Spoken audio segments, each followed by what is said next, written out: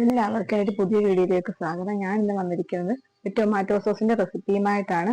അപ്പോൾ വീഡിയോയിലോട്ട് പോകുന്നതിന് മുമ്പായിട്ട് എന്റെ വീഡിയോ ആദ്യമായിട്ട് കാണുന്നവരാണെങ്കിൽ എന്റെ ചാനൽ ഒന്ന് സബ്സ്ക്രൈബ് ചെയ്യണം, ലൈക്കും ചെയ്യണം. ഓൾ ഇൻ ബട്ടൺ ക്ലിക്ക് ചെയ്താൽ എന്റെ വീഡിയോ നോട്ടിഫിക്കേഷൻ ലഭിക്കുന്നതായിരിക്കും. അപ്പോൾ നമുക്ക് വീഡിയോയിലേക്ക് പോകാം. ഞാനിവിടെ 1 കിലോ തക്കാളികളും എടുത്തിട്ടുണ്ട്. അതെല്ലാം നല്ല കഴുകി വൃത്തിയാക്കി എടുത്തിട്ടുണ്ട്. എന്നിട്ട് നമുക്കിതെല്ലാം ഇന്ന് അരിഞ്ഞെടുക്കാം ചെറുതായിട്ട്. എനിക്ക് ചെറിയ ഈ ഒച്ചയടപ്പിൻ്റെ പ്രശ്നമുള്ളതുകൊണ്ട് തൊണ്ടയ്ക്ക് സൗണ്ടിന് വ്യത്യാസം പോലെ നമുക്ക് ചെറുതായിട്ട് ഇതെല്ലാം ഒന്ന് അരിഞ്ഞെടുക്കാം. ഞാൻ ഇതിനായിട്ട് എടുത്തിരിക്കുന്ന സാധനങ്ങളാണ് ഇതിലെ കറുവപ്പട്ട, ഗ്രാമ്പു, 3-4 അല്ലി വെളുത്തുള്ളി എടുത്തിട്ടുണ്ട്. എല്ലാം ഞാൻ അരിഞ്ഞെടുത്തിട്ടുണ്ട്. ഒരു പാത്രത്തിനകത്തോട്ട് ഞാൻ ഇട്ടിട്ടുണ്ട്. ഇതിലേക്ക് ഞാൻ 4 ഗ്രാമ്പു ഇട്ട് കൊടുക്കുന്നുണ്ട്. ഇതിലേക്ക് ഒരു 4 അല്ലി വെളുത്തുള്ളി, കീറിയതും ഒന്നുമില്ല, അതേപോലെ അങ്ങ് ഇട്ട് കൊടുക്കുകയാണ്. ഇനി ഒരു ചെറിയ കഷ്ണം പട്ടയുണ്ടല്ലോ അതുകൂടി ചേർത്ത് കൊടുക്കുന്നുണ്ട്.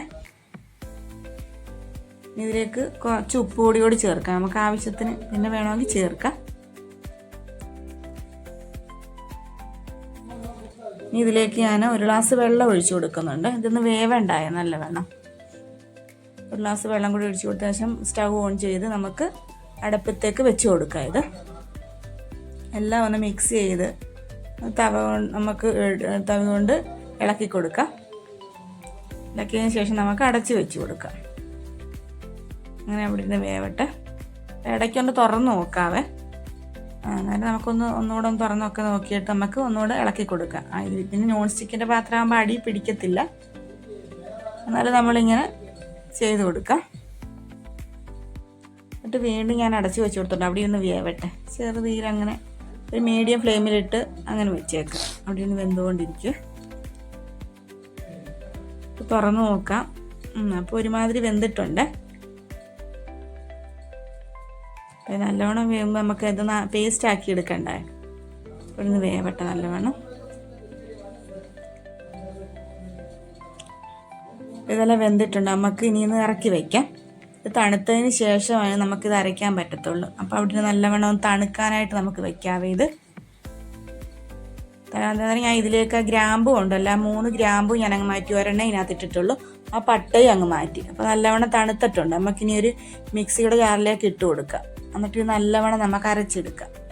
അപ്പോൾ ഞാൻ ഇവിടെ എല്ലാം ഇത് അരച്ചെടുത്തിട്ടുണ്ട്. നമുക്കിനി ഒരു അരിപ്പയുണ്ടല്ലോ, കണ്ണിയുടെ വലിപ്പമുള്ള അരിപ്പ എടുക്കണം. അപ്പോൾ ഇതിൻ്റെ കുരുവൊക്കെ ഉണ്ടെങ്കിൽ നമുക്കതങ്ങ് മാറും. അപ്പോൾ നല്ലവണ്ണം ഞാൻ അരിച്ചെടുത്തിട്ടുണ്ട്.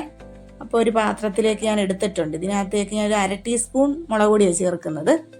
പിന്നെ കുരുമുളക് പൊടി ഓപ്ഷനിലാണ്, എനിക്ക് വേണമെങ്കിൽ ചേർത്താൽ മതി. ഞാൻ പിന്നെ ഇവിടെ എനിക്ക് എരിവ് വേണമെങ്കിൽ അങ്ങനെ ഞാൻ ചേർത്തതാണ്. കുരുമുളക് പൊടി വേണം നമുക്കൊരു 1/4 ടീസ്പൂൺ ചേർത്ത് കൊടുത്താൽ മതിയേ. മുളക് പൊടി വെച്ചാൽ നമ്മൾ കളറിന് വേണ്ടിയാണ് കൂടുതൽ ചേർക്കുന്നത്. എന്നിട്ട് നമുക്ക് തീ ഓൺ ചെയ്ത് അടപ്പേ വെച്ച് കൊടുക്കാം. ഞാനിവിടെ കാശ്മീരി ചില്ലിയാണ് ചേർത്തിരിക്കുന്നത്. അതാകുമ്പോൾ നല്ല കളറും കിട്ടും, വലിയ എരിവില്ലല്ലോ. പിന്നെ കുരുമുളക് പൊടി ഞാൻ ചേർത്ത്. നിങ്ങൾക്ക് വേണമെങ്കിൽ ഒരു 1/4 ടീസ്പൂൺ ഓപ്ഷനിലാണ്, വേണമെങ്കിൽ ചേർത്താൽ മതി കുരുമുളക് പൊടി. ഇനി നമുക്കിത് കൈവിടാതെ ഇങ്ങനെ ഇളക്കി കൊടുക്കാം. നല്ലവണ്ണം ഇങ്ങനെ ഇളക്കി കൊടുത്തുകൊണ്ടിരിക്കുക. ഇതങ്ങ് നല്ല ഇതാകട്ടെ. നമുക്ക് കൈവിടാതെ ഇങ്ങനെ ഇളക്കി കൊടുത്തുകൊണ്ടിരിക്കാറ് ചെറുതീയിൽ. ഈ കൊച്ചു കുട്ടികളുടെ അടുത്തൊക്കെ ആണെങ്കിലേ സ്നാക്സൊക്കെ കൊടുത്തു വിടുമ്പോൾ അതിൻ്റെ കൂടെ നമുക്ക് വീട്ടിൽ തന്നെ ഇതുപോലെ ഉണ്ടാക്കുക. നമുക്ക് സോസൊക്കെ കൊടുത്തു വിടാമല്ലോ കുഞ്ഞുങ്ങൾക്ക്. കടയിൽ നിന്ന് മേടിക്കുന്ന ഓരോ കെമിക്കലും അങ്ങനെയൊക്കെ ഉള്ളതല്ലേ. അതാകുമ്പോൾ നാച്ചുറലായിട്ടുള്ളതല്ലേ, നമുക്ക് വീട്ടിൽ പെട്ടെന്ന് തന്നെ ഉണ്ടാക്കുക എല്ലാവർക്കും തന്നെ. പിന്നെ നല്ലവണ്ണം കൈവിടാതെ നമ്മളിങ്ങനെ ഇളക്കി കൊടുത്തുകൊണ്ടിരിക്കുക. ഒരുമാതിരി കുറുകി ഇങ്ങനെ വരുന്നുണ്ട്. എന്നാലും നമ്മൾ കൈവിടാതെ ഇങ്ങനെ ഇളക്കി കൊടുത്തുകൊണ്ടിരിക്കുക.